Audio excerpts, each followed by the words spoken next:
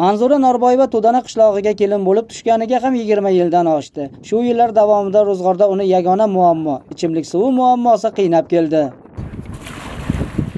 Yoz faslida suvsizlikdan qiynalamiz.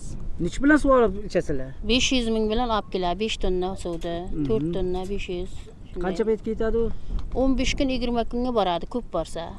Qishloqda ikkita quduq bo'lib, birining suvi allaqachon tortilib ketgan, ikkinchisidan chiqayotgan sho'r suvdan asosan chorvani sug'orish uchun foydalanilar ekan. Mana ko'ryapsiz-ku. Hozir yo'q bo'lsa, qo'shni qishloqqa haydab boramiz. Qamachi tumanining Dovud mahallasiga qarashli mazkur qishloq tuman markazidan 20 kilometrlar chamasi uzoqlikda joylashgan. Mana bir necha yildirki aholi suv ta'minotidan aziyat chekib keladi. Tashib keltirish xarajatlari ham yildan yilga ortib, aholi bu borada tegishli idoralarga murojaat yo'llashiga majbur bo'lishadi. Bizni ham manzilda bo'lib holat bilan yaqindan tanishishimizga dasturimizga yo'llangan murojaat sabab bo'ldi. 3-4 yildan beri bularga ichimlik suv muammo bo'lib turibdi. Albatta buni murojaatlari ham bo'lgan. Tuman hokimligi bilan ko'rib chiqqanmiz o'tgan yil ham. Albatta bu bo'yicha mutaxassislar kelib ko'rdi, endi bizda suvda yerdan qazishga suv yo'q. Murojaatni o'rganish davomida qishloqda chindan ham ichimlik suvi ta'minoti og'ir masalaga aylanganiga guvoh bo'ldik. Boshqa suv manbasi yo'qligi bois kundalik ehtiyojlarning barchasi sotib olingan suvga bog'lanib qolganini angladik. Prezidentimizga rahmat. Mana shu 2 yil, 3 yil, 4 yil ichida bo'layotgan narsa birinchisi gaz bo'ldi. Mana bolam gazlar keldi. Enalarimiz, otalarimiz ko'rmagan biza ko'ryapmiz. Bitta muammomiz suv.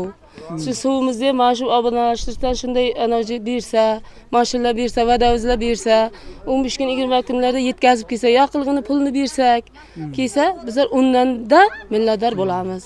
Qishloqda 25 ta xo'jalik bo'lib, odamlar asosan chorvachilik va dehqonchilik ortidan ro'zg'or tebratadi. Aytish mumkinki, yaqin yillarga qadar qishloqqa olib boradigan durustroq yo'l ham bo'lmagan ekan. Biroq so'nggi yillardagi o'zgarishlar qishloqqa ham yangi nafas olib kirib, yo'lning asosiy qismi shag'allashtirib berilibdi.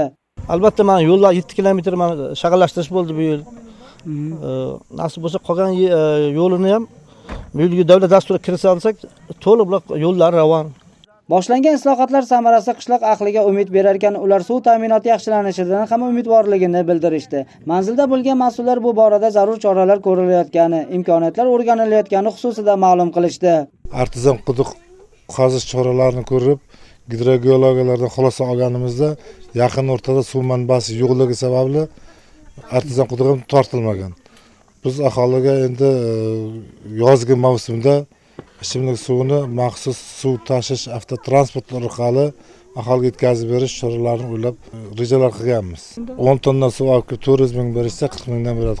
Shunda transport xarajati qoplanadi.